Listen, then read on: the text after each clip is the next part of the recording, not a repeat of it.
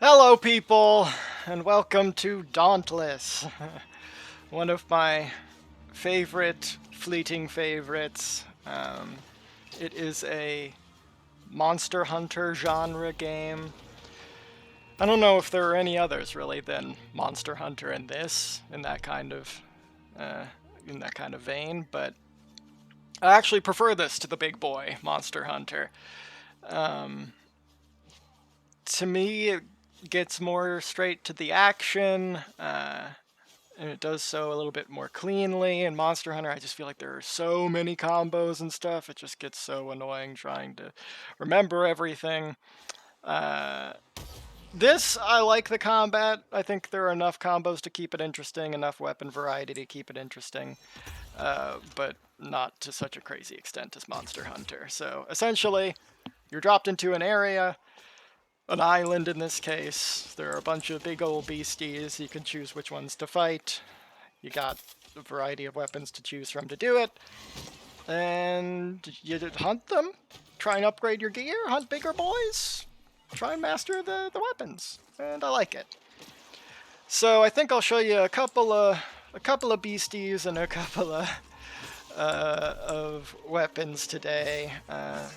My favorites being the one that's on my back right now is the hammer, and then the chain blades as well, which kind of exist on the opposite ends of the spectrum in this game in terms of what they do. So the hammer is also a gun.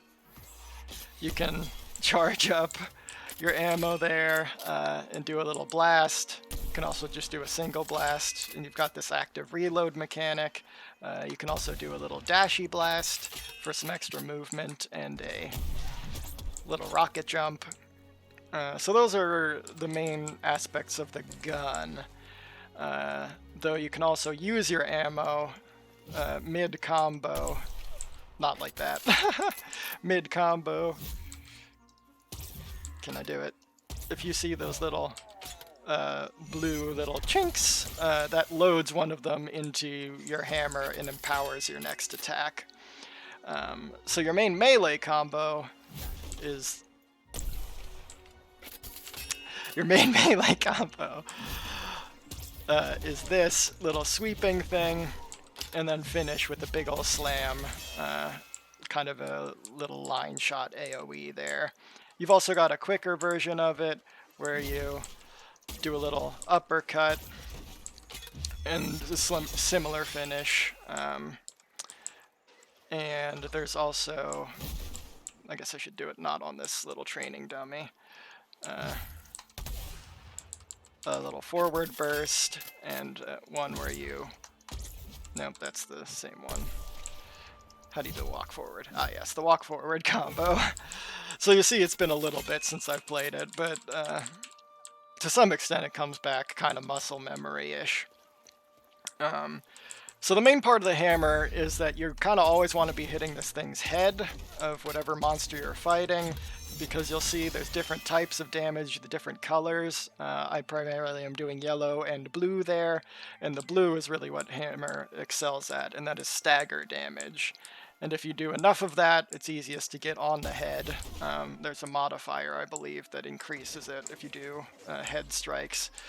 The behemoth kind of gets all dizzy and confused, and you can finish it off with a big old blast, and that staggers it, so you can have a portion of time where it's knocked down, and you can just take free hits on it. So that's probably what I'll be using here first. And then the chain blades are kind of the opposite, like I said. They are quick hitting, to some extent a bit longer range. They've got a little dash there that they can do to close gaps, and basically the opposite, where they can shoot themselves backwards. Much more mobile. In fact, they're the only weapon in the game to have this little dash rather than just a usual dodge roll in terms of their evasion. The caveat to that is this doesn't really have any iframes. I think it has a few, but not as many. as the roll, so it's much more difficult, if not impossible sometimes, to go through behemoths' attacks, which is what they're called in this game. I don't know if I mentioned that. Rather than monsters, they're behemoths. But it is much faster and kind of like an instant movement. So the chain blades work to do part damage primarily, which is good for breaking off parts, as you would expect, which gives you bonus loot at the end of your hunts. So its main combo is this long one, where it can do a little chargey charge, and then either finish with just a little cross attack, or can do its little pushback and do a variety of combos after that as well. It's also got a bit of an AoE sweep,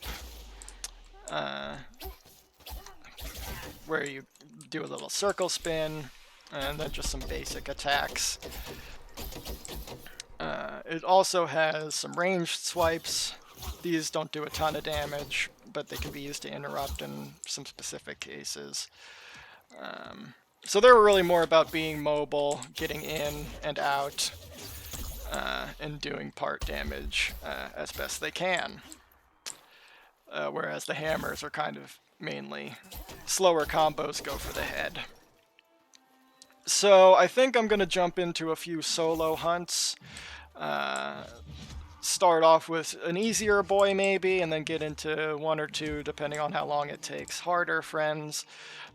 So I'll move from just kind of the training area here to the actual hunt island, and I'll rejoin you in a moment. Okay, so here we are where the main meat of the game takes place. You can see on the top little radar area there are a few different monsters that I could fight, one of them being right in front of us here, but that's not the particular one I'm looking for in this case. So I'm just going to leave his area and we'll be okay. While you're on the islands, you can pick up various herbs and such for crafting materials, which is what I'm doing here, for things like potions and other consumables. In terms of actually gear upgrades, for the most part, you need to kill behemoths for that. And the boy we'll be starting out with is right here, this little owl friend. The key to these kinds of games is really learning the monster's attack patterns and how you're able to time your specific weapons combos in between those, and how you can dodge and where you can dodge with those attacks. So this boy I feel pretty comfortable fighting alone. Normally you'd have 3 other friends for the most part, but the behemoths do scale based on your party size, so luckily there's nothing to fear there. Well, not too much to fear there. So hopefully this guy will be a good starting showcase for kind of more of the basic combat, and then maybe I can see if I can do a bit more of a complex boy later. We'll see. We'll see how rusty I am starting here. But like I mentioned, I'm going to do my best to get to the head. Oops. Thought he was going to dodge at me. He's just going to stand there. So again, use my jump to get as much damage up top as possible and reload when I have the opportunity. I was there able to break a part off of him, which is why he's staggered now.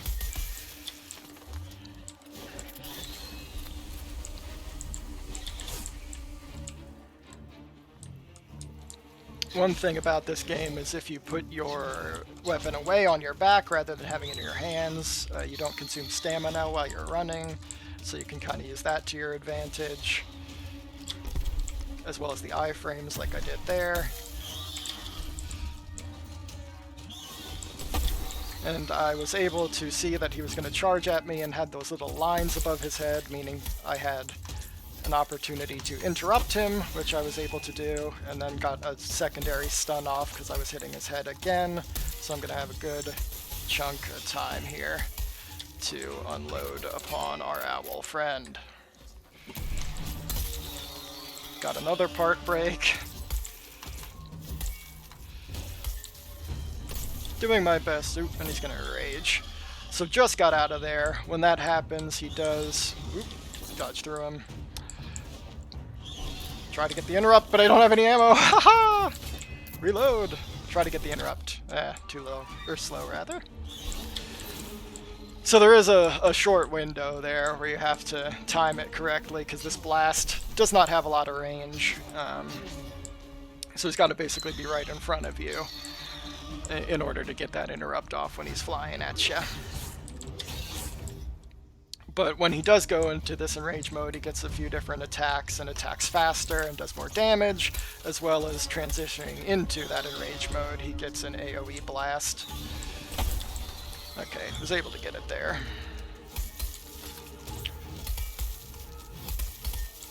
He's got that stun thing now, so if I do enough damage, he will get stunned. Though he's out of range, unfortunately, so I gotta reset my combo.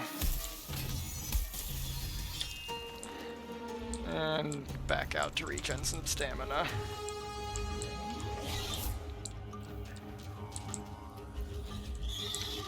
Whee!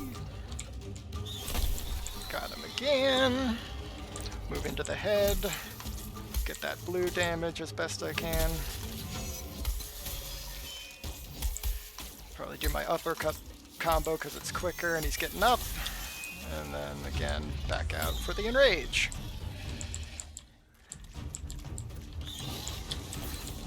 Try and get the interrupt this time when he's going. Because it's good to interrupt during the enrage because I have to deal with this big boy mode less.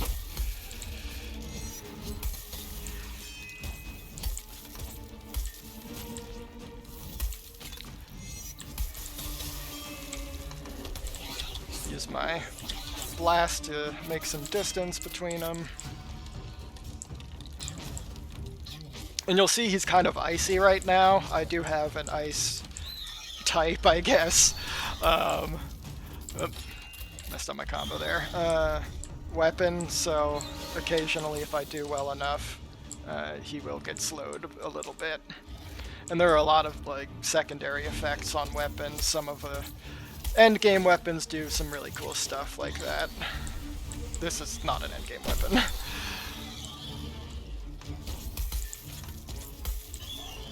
And there we go!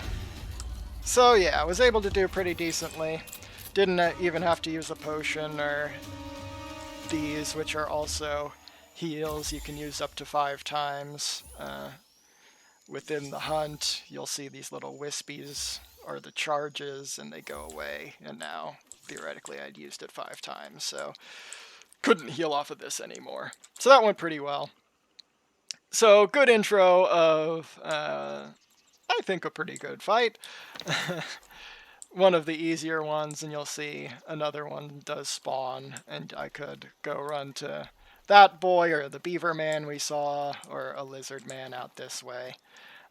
But I'm going to leave this island for a different one, a bit of a higher tier, and I'll show off maybe a little bit more complex gameplay with the chain blades.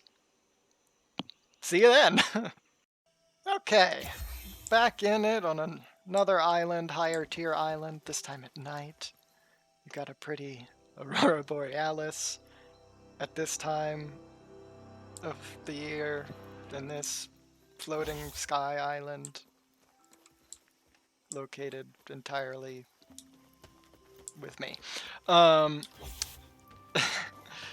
Most of these boys who are in this particular patrol area are fiery.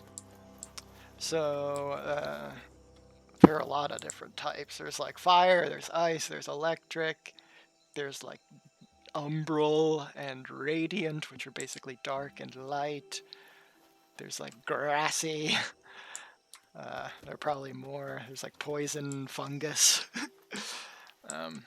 But in this case, we're going to fight this fiery porcupine lizard, I think. And depending on how long this takes, I may do one of these other boys. We'll see. Between how long this takes and how well I do. So with the chain blades, and this boy specifically, I'm going to try to hit his tail for the most part, because he is a porcupiney man and does this thing where he fires out these quills, and the fewer quills he fires out, the better it will be for me, and one way to limit that is by breaking the tail, which chain blades luckily excel at pretty well with all of this yellow damage. But gotta dodge out pretty quick.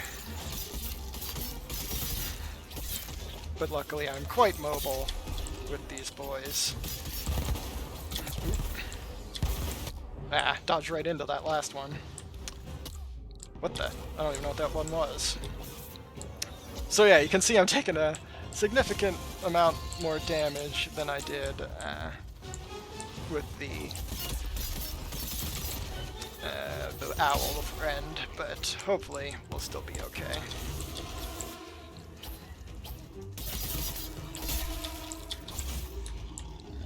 Try and get back to his tail as much as possible. Again, put away the weaponry to conserve stamina as we're running away. Okay, I guess what that was when I took a bunch of burst damage there is that when these things with the flame version land, it's not just over, they kind of charge up and explode over time, so gotta keep an eye out for that.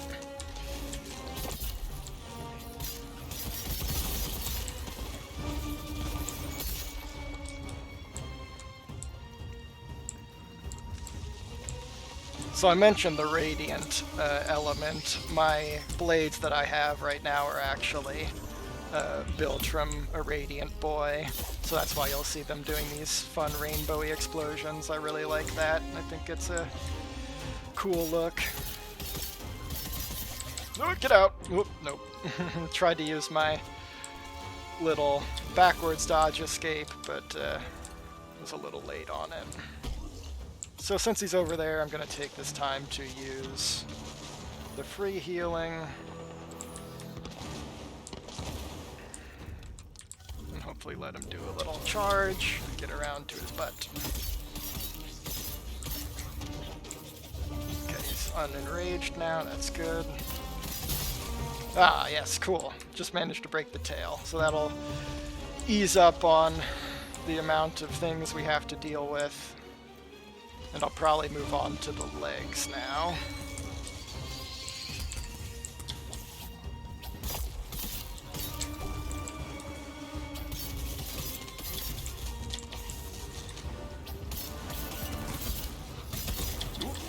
Ah. Got out of everything but the initial swing there.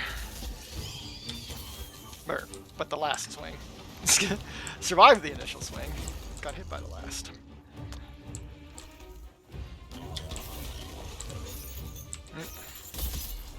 Fortunately missed my little engage there, which you only have set charges for.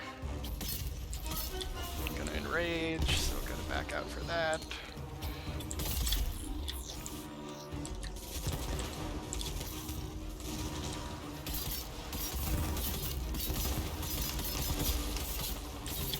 Okay, managed to break one of the leg spikes.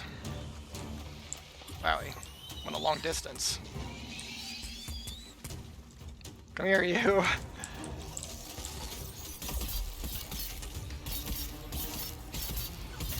Get out! Ah. One thing you gotta keep in mind with the chain blades is the long range pull engage button is also the same as the pushback button, so if you use it a little too late and they move, you can essentially move in when you're trying to move out. So that can be a little tricky to navigate.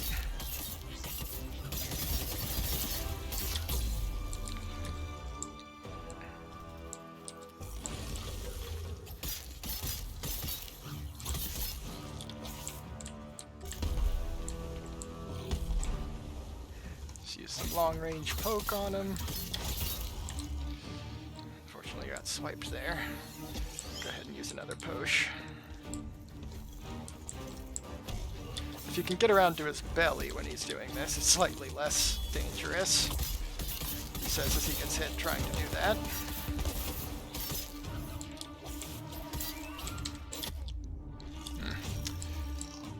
Again, got caught a little late on my disengage and ended up pulling myself into him.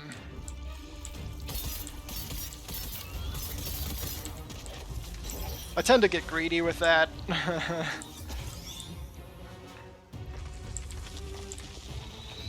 Trying to do maximum DPS and then end up just screwing myself.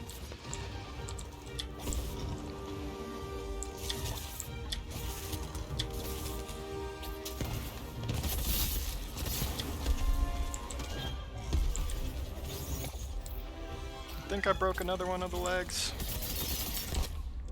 Ooh. Run! Getting low on posh here. So hopefully I can be careful enough to where I don't die. Might use one of these while he's burrowing underground. Serpentine. Whee! Try and get in while he's mid-animation to do some good damage. Oh, okay, and that's all we needed. Cool beans. I think that's a pretty decent overview. So I'll probably leave it off there. I think another hunt might take it a little long.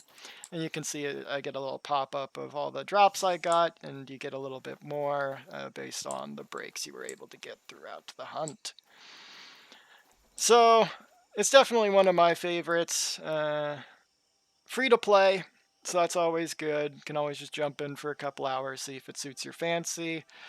It's cross-play through PS4, probably PS5 at this point, Xbox, on the Switch, on PC, which is obviously what I'm playing it on, so kind of whatever you want to do, it's got you, free to play, and it's not pay to win at all. It's all cosmetic based. I think the cosmetics are pretty cool, though. I've pinked myself out here just from some Founders Pack bonuses I've gotten. Because I did support this in open beta, or closed beta, I guess, rather. So, check it out if you want to. Hope it was interesting. But remember,